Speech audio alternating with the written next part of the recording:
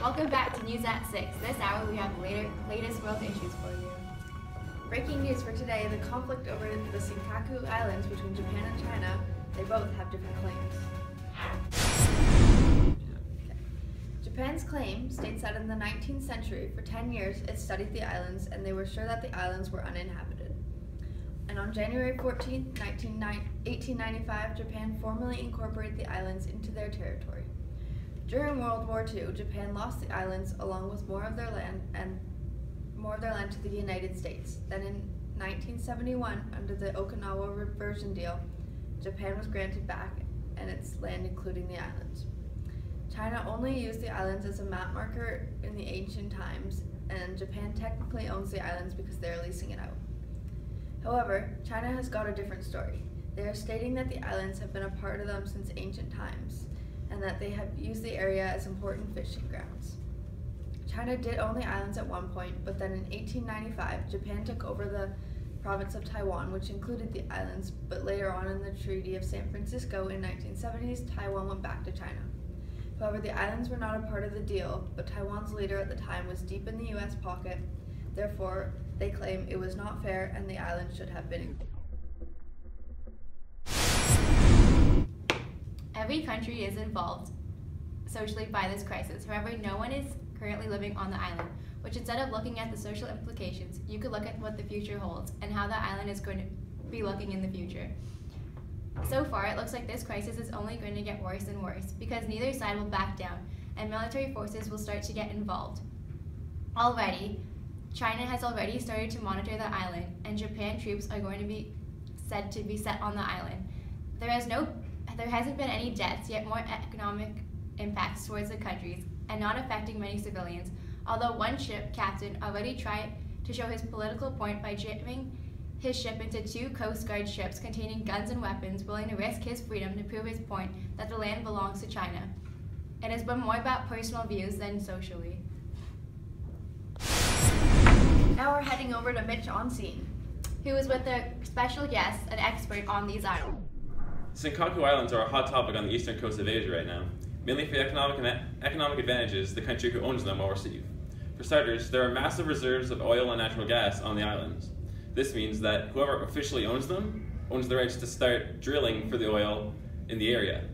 Obviously, oil is a very valuable resource right now, and the country selling it will receive a huge bolster in their economy. Furthermore, the waters around the islands are chock full of fish, meaning that the area is very attractive for those in the fishing market. Obviously, the country that owns these islands will be able to govern who and where people are able to fish in the area, meaning they can tax certain areas and get a certain amount of profit from the people fishing there. Also, the country who owns these islands will be able to control the channels in which ships are able to travel in the area.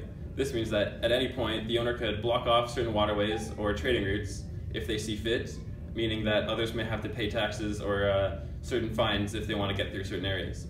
So clearly, these islands hold a substantial stake in the surrounding area's economy. So now, here's an expert on the political side of these islands. There are many political impacts of the Senkaku Islands conflict in the South China Sea. One of the main political impacts is the freeze on Japanese-Chinese relations. As a result, Japan has actually changed its constitution, which has gone from a pacifist to a more militaristic view. Its leader, Shinzo Abe, has actually just moved it so that it can now allow attacks on any threats to Japan or any threats to its allies, rather than its previous system, which was just threats to Japan itself. So any invasion that actually would land on Japanese shores. So now this shift has brought a lot of controversy in Japan. For example, one of the only survivors of the Hiroshima nuclear blast spoke up on the anniversary of the event to describe how this move would actually harm Japan's relationship with the entire world and how it would be a massive mistake. It's also mobilized the Japanese young people who have been, at the moment, pretty politically apathetic to this hot topic issue. So, as well as this, Japan has now sent 150 troops and satellites to an island, the Yonaguni Island, just south of the Senkaku Islands, and it now is able to monitor all of the ships and airplanes that go by. And so this move has put extra pressure on China and caused them to react in a very economical way. They have suspended all their rare earth elements from going to Japan. This is really important because rare earth elements are designed just for moving for the creation of technological goods, from cars, TVs, to even nuclear control panels. So in anything, Japan's technology sector will not be able to cope without imports from elsewhere or its own stockpile. As well as this, China has also set up an airspace around the Senkaku Islands, which it claims as its own.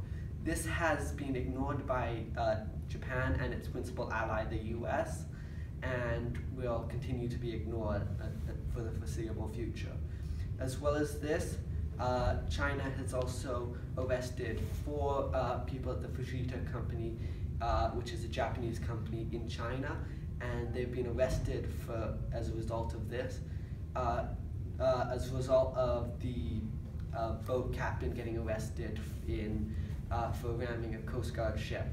This was claimed by China to be an invalid and unlawful use of force. Thanks for that, David. Now on to Yvonne with some environmental issues. One of the reasons that the countries are trying to claim the land is due to potential oil and gas reserves that are nearby. Whoever owns the land would own the rights to drill for the oil, which could be a resource that the countries would be able to exploit to help boost the economy. However, some of the effects from drilling for oil and gas can impact the land and surrounding oceans, and include the hazards that come along with drilling for oil and gas, which is often highly dangerous and can result in oil spills that can damage the local ecosystems and harm the wildlife. When oil is drilled up, harmful chemicals are also exposed, such as arsenic, mercury, and lead. These are dangerous chemicals that can poison the local animals. Another impact is the carbon emissions that are released from running all the machinery to extrapolate the oil and gas from underneath the ocean floor, as well as currently running. Another impact is the carbon emissions that are released from running all the machinery to extrapolate the oil and gas from underneath the ocean floors, as well as currently from running the ships that are presently sailing around the islands to monitor the situation.